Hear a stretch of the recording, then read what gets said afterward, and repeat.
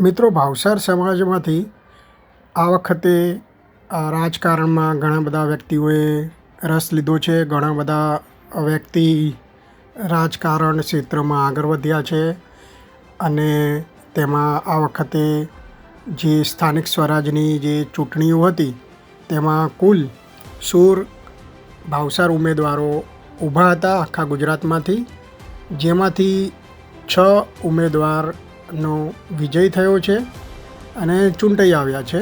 નવસારી મહાનગરપાલિકા ward number 3 એમાંથી હર્ષિદાબેન હર્ષદભાઈ ભાવસાર, જેઓ ભારતીય જનતા પક્ષ તરફથી ચૂંટણી લડતા હતા, જેઓ વિજેતા થયા છે. આ ઉપરાંત મોડાસા નગરપાલિકામાં કુલ 3 ભાવસાર ઊભા હતા, જેમાંથી 2નો વિજય થયો છે. વોર્ડ નંબર 4માં પારુલબેન સંજયકુમાર ભાવસાર, જેઓ ભારતીય જનતા પાર્ટીમાંથી ઊભા હતા, જેઓ વિજેતા થયા છે. વિશાલભાઈ જસવંતભાઈ ભાવસાર, જેઓ ભારતીય જનતા પાર્ટીમાંથી ઊભા હતા વોર્ડ નંબર 6માંથી, તેઓ પણ વિજય થયા છે. પાદરા નગરપાલિકાના વોર્ડ નંબર 3 એમાં નયનકુમાર મહેશભાઈ ભાવસાર, જેઓ ભારતીય જનતા પાર્ટીમાંથી ઊભા હતા, તેઓ પણ વિજય થયા છે. આ ઉપરાંત સુરત જિલ્લાના બારડોલી તાલુકા પંચાયતમાં ખડોદ 1 એ બેઠક પરથી ધ્વનિબેન રાજેન્દ્રભાઈ ભાવસાર ભારતીય જનતા પાર્ટી તરફથી ઊભા હતા, જેઓ પણ વિજેતા બન્યા છે. અને ખાસ જોવા જઈએ તો કઠલાલ નગરપાલિકા વોર્ડ નંબર 5માંથી રિયલબેન જિગ્નેશભાઈ ભાવસાર, જેઓ સમાજવાદી પક્ષ તરફથી ઊભા હતા અને તેઓ વિજય બન્યા છે. આટલા બધા મોટા મોટા પક્ષની સામે આપણા ભાવસાર સમાજના આ જે બેન છે એ વિજેતા થયા છે. એ ખૂબ જ મોટી બાબત કહેવાય.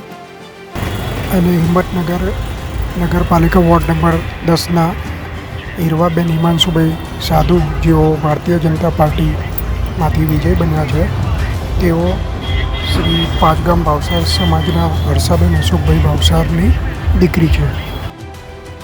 તો આ રીતે કુલ 16 ઉમેદવારોએ આ ચૂંટણીમાં ઝંપલાવ્યું હતું. તો 6 વિજેતા થયા છે. બાકીના જે 10 ઉમેદવાર છે તેઓનું પરફોર્મન્સ પણ સારું કહેવાય.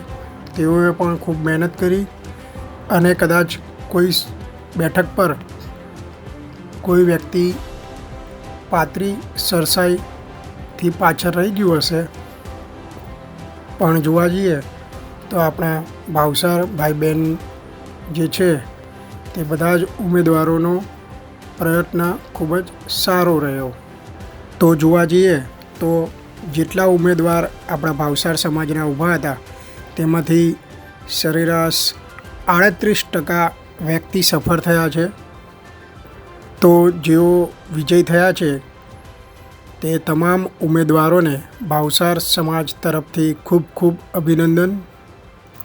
દેવી શ્રી હિંગરાજ માત કી જય. જય જય ભાવસાર સમાજ. ભારત માતા કી જય.